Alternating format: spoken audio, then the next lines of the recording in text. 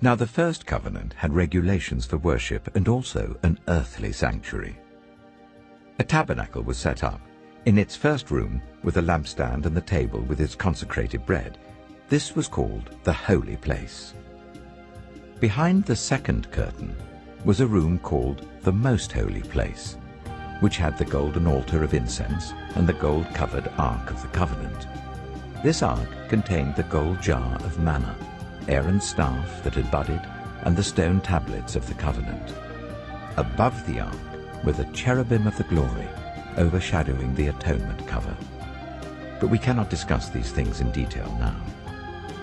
When everything had been arranged like this, the priests entered regularly into the outer room to carry on their ministry.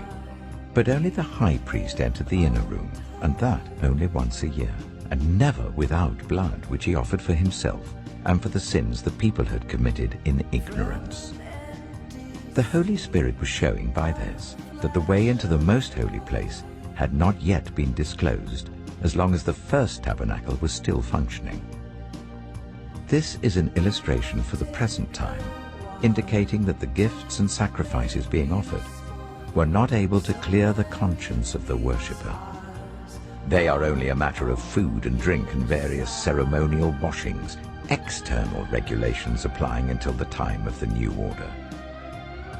But when Christ came as high priest of the good things that are now already here, he went through the greater and more perfect tabernacle that is not made with human hands, that is to say, is not a part of this creation.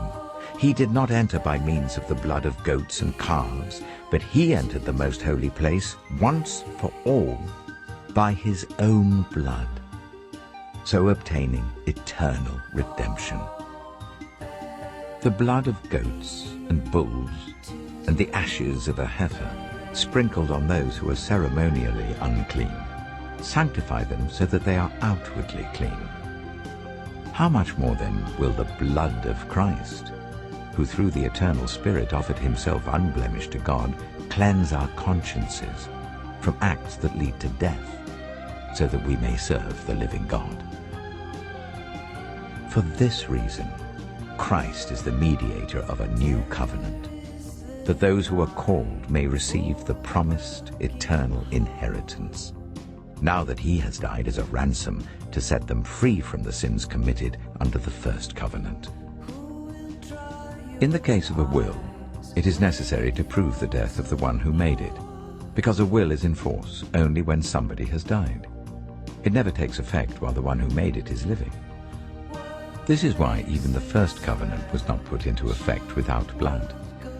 When Moses had proclaimed every command of the law to all the people, he took the blood of calves, together with water, scarlet wool, and branches of hyssop, and sprinkled the scroll and all the people. He said, "This is the blood of the covenant which God has commanded you to keep." In the same way, he sprinkled with blood both the tabernacle and everything used in its ceremonies. In fact, the law requires that nearly everything be cleansed with blood, and without the shedding of blood there is no forgiveness. It was necessary then for the copies of the heavenly things to be purified with these sacrifices, but the heavenly things themselves with better sacrifices than these. For Christ did not enter a sanctuary made with human hands. There was only a copy of the true one. He entered heaven itself, now to appear for us in God's presence.